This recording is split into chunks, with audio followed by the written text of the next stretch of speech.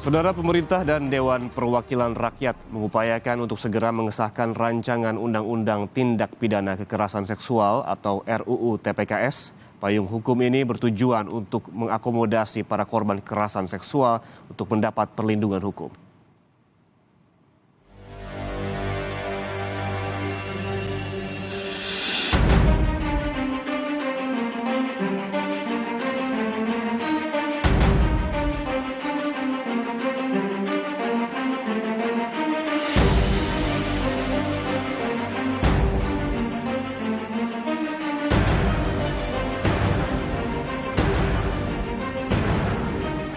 Untuk memberikan kepastian hukum serta menjamin perlindungan bagi korban kekerasan seksual.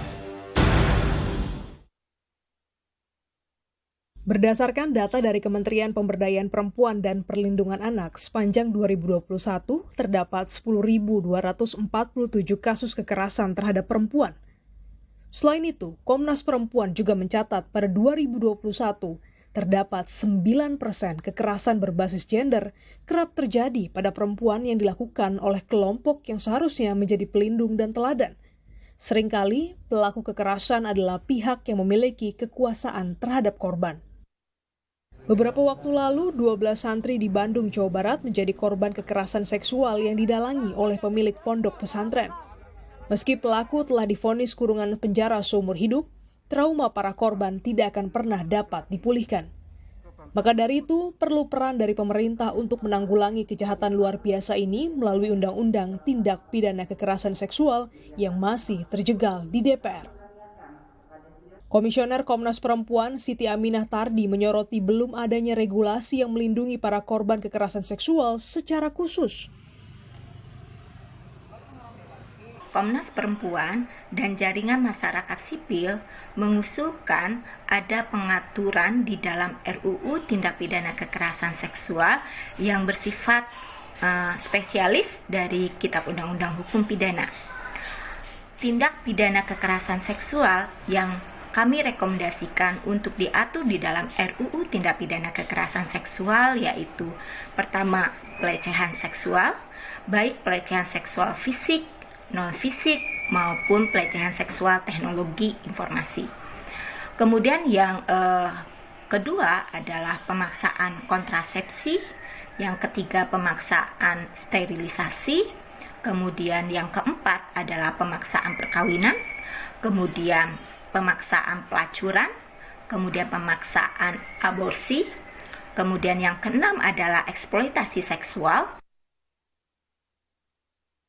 Psikolog klinis menjelaskan mengenai bentuk-bentuk pelecehan seksual yang terkandung dalam TPKS, seperti objek gender dijadikan bahan candaan, perilaku menggoda, pemaksaan oleh pelaku yang memiliki relasi kuasa, dan juga bentuk sentuhan fisik yang disengaja. Maka dari itu, pemerintah perlu bergegas untuk menyediakan payung hukum. Meski pemerintah mengklaim telah berupaya keras mengesahkan RUU TPKS ini. Ini kan sudah penantian panjang ya, 2016 sudah penantian panjang RUU TPKS ini, dan saya melihat dari teman-teman DPR juga mempunyai semangat yang sama ya dengan kita untuk segera bagaimana rancangan undang-undang ini bisa disahkan. Wamenkumham menjelaskan akan ada pembahasan terkait daftar inventaris masalah rancangan undang-undang tindak pidana kekerasan seksual. Bahwa pemerintah dan DPR punya semangat yang sama bahwa untuk berusaha semaksimal mungkin sehingga ini bisa segera disahkan pada saat penutupan masa sidang. Jadi nanti mulai Senin, Selasa, Rabu, Kamis, pemerintah bersama-sama dengan DPR akan membahas substansi. Bahwa substansi yang masuk dalam daftar inventaris masalah dari pemerintah sebanyak 588 itu pada hakikatnya adalah memperkuat apa yang disampaikan oleh DPR yang sebagai pramakarsa atau hak usul inisiatif dari DPR terhadap RUU TPKS. RUU TPKS tengah berproses untuk segera disahkan.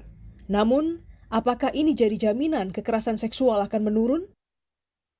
Deputi Bidang Perlindungan Anak Kementerian Pemberdayaan Perempuan dan Perlindungan Anak Kemen PPA, Nahar mengakui masih ada kelemahan literasi untuk memahami tindak kekerasan seksual.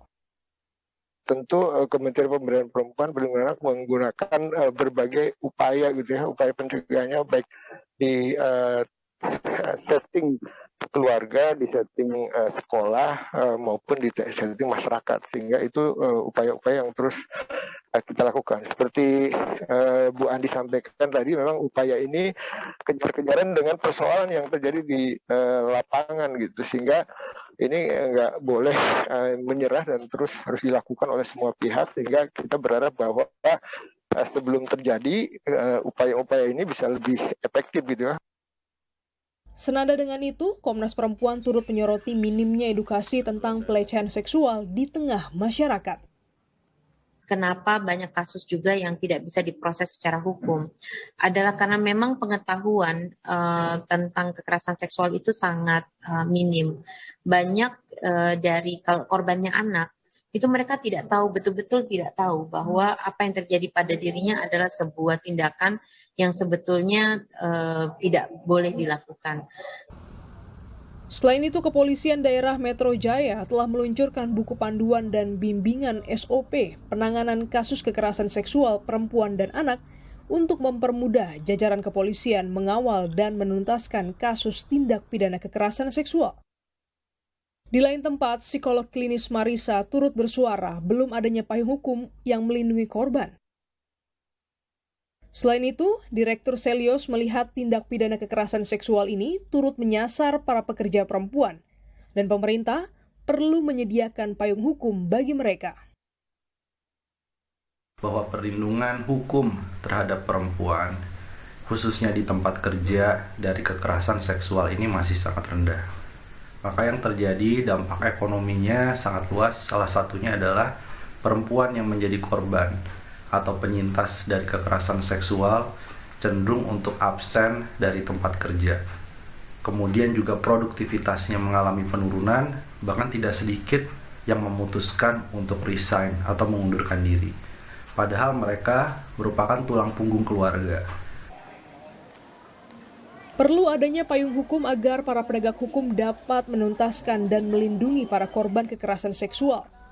Jika RUU TPKS tak kunjung disahkan, tentunya akan mempersulit para korban menuntut keadilan.